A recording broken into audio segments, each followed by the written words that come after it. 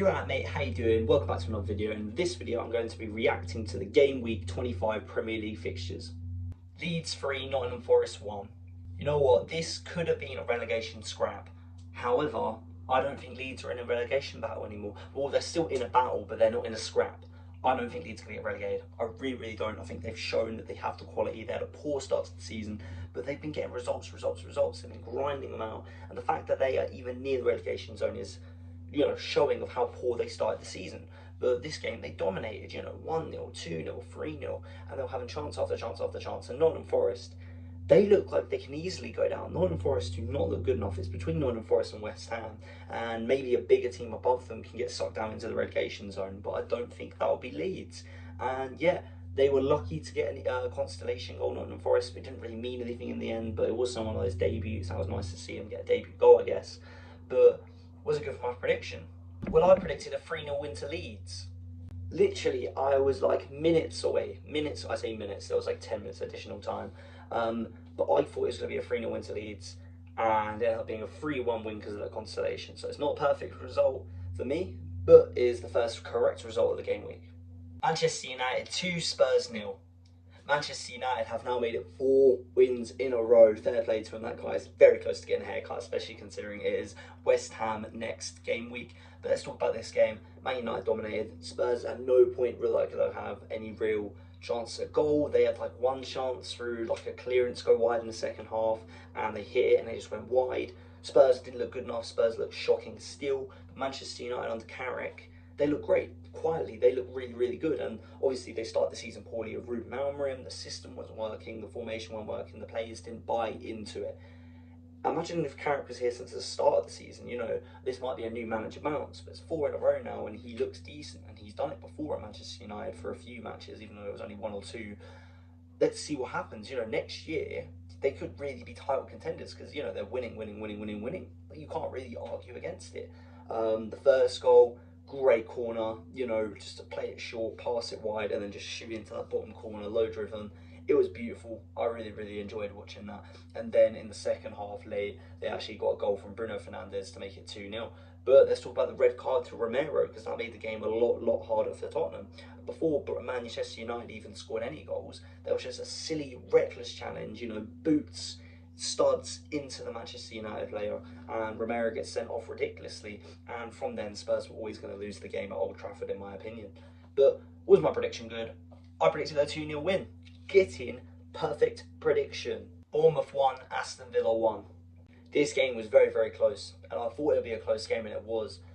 Both teams having chances. First, Aston Villa do go 1-0 up, and then I thought maybe Aston Villa will carry on the momentum, but Bournemouth were playing really well. And that new signing, Ryan, 19 years old, very fresh for Bournemouth. He runs, he dribbles past a few players and just slots it into that bottom corner. Genuinely, the Bournemouth fans, if you're going to keep doing that, they're going to love you. They're going to love you. So fair play to him. Very good goal. Then after that, Bournemouth were having chance after chance after chance. Aston Villa had a few chances here and there, but the person who gained the point for Aston Villa was the goalie. Who would have thought? Martinez is making save after save after save. He's one of the best goalkeepers in the world. Definitely one of the best goalkeepers in the league. Always performs highly. And yeah, I'd say 1-1 draw is probably a fair result. What was my prediction though? I thought it was going to be a 2-1 win to Aston Villa. But if anyone was going to win this game 2-1, it probably was going to be Bournemouth. But yeah, I got this prediction wrong.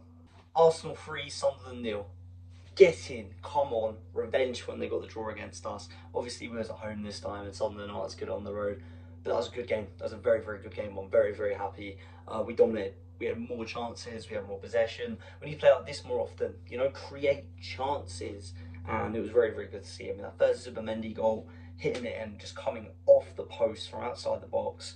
Beautiful, just slides in, low driven shot and goes in. 1-0, very happy with that. And Zubamendi, underrated signing, genuinely. Remember, he's new this season. I know we knew we were signing him, but he is a new signing, and he has probably been one of the signings of the season. And you can disagree with that if you want. You can disagree if you want. He's starting in the team's first place in the Premier League. Game in, game out. Okay, week in, week out, just saying.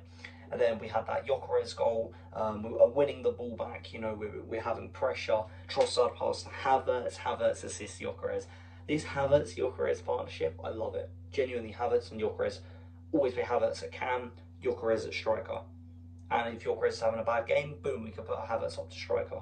I love it, absolutely love it. That makes it 2-0. And right at the end of the game, we counter-attack. Martinelli, who do you want running? You want Martinelli running. And then he passes it, sweaty goal to Gyökeres. Gyökeres gets taken out, but he scores. And as he's taken out, he scores and then does the celebration.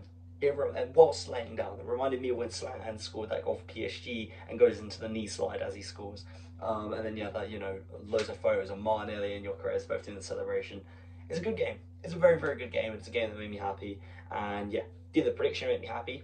It did. I predicted a 3-0 win to Arsenal. Another perfect prediction. Get in. Burnley 0, West Ham 2. Can West Ham do it? Can West Ham pull off one of their signature great escapes? I don't think West Ham's going to get relegated this season. I think they're starting to pick up some form and their players are playing well. And I think they're too big of a team to get relegated, surely. Burnley, however, yeah, Burnley going down. Burnley are 100% going down. They would be rock bottom if Wolves didn't have such an awful start to the season. It doesn't matter if they pick up a win here, win there.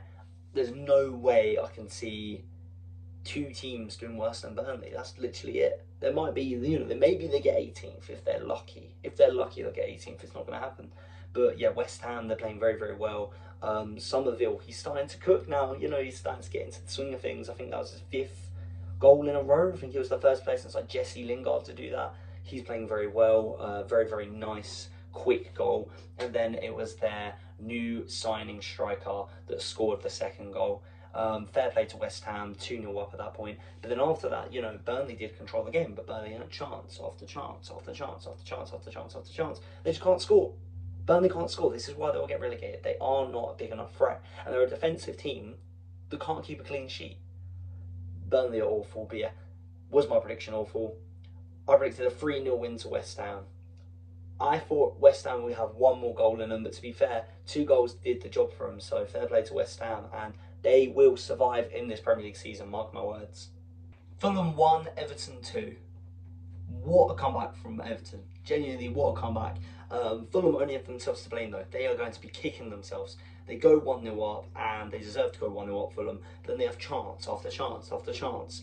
Again, and again and again, and they're hitting the woodwork, they're hitting the crossbar, they're hitting the post. Or Pickford, to be fair, kept Everton in the game. Pickford had so many good saves, and then late in the second half, around the 75th, 76th minute, Kieran Dewsbury-Hall scores to make it 1-1 against the run of play, and you're thinking, oh, can they do it? And they can, because then, in the 83rd minute, Kieran Dewsbury-Hall whips in a corner, and it's an own goal from Leno. And then at that point, they've lost the game. You know, they've lost the game, Fulham, when Fulham had so many chance after chance after chance, and they just couldn't capitalise, and they couldn't extend their lead to a 2-0 lead or a 3-0 lead. So they've lost this game 2-1. What was my prediction? I thought it was going to be a 2-2 draw. If Fulham just, you know, got one more goal, it would have been a perfect score. But yeah, they've lost this game, and they only have themselves to blame. Wolves 1, Chelsea 3. Palmer's back, is he? Is Palmer back? Not really, not really. He got 2 penalty goals in the first half. But Cole Palmer did just get a hat-trick in the first half. Wolves are shocking. Wolves are shocking. Wolves get relegated. Same script every week. They're just not good enough. They've given away 2 blatant penalties like idiots. Cole Palmer scored it twice, and then he's got the 3rd goal before half-time to get his first half hat-trick. And from then, there's nothing Wolves can do. I mean, Chelsea didn't really do much in the second half, but they didn't really need to do much. They were already 3-0 up. Wolves did get a scrappy, lucky consolation goal from a corner. Apart from that, nothing really happened. But well done, you got a consolation goal. You're already 3-0 down, mate. It's ridiculous how bad Wolves are. Genuinely, they are awful. Was my prediction awful, though? I thought it was going to be a 4-1 win to Chelsea. If Chelsea just got one more goal, I feel like this week they'll have had a lot of games where just one more goal would have had a lot more perfect predictions, but still got the result right, and I think everyone on the planet did. Newcastle 2, Brentford 3. Brentford genuinely are too good. They are too good. They keep just winning matches, and genuinely, are they contenders for European football? Can they get a Conference League spot? Imagine seeing Brentford in the Conference League. It's not going to look right, it's not going to look normal. But it might happen, it really might, especially if they keep picking up wins. I'll tell you won't see in Europe if it carries on like this.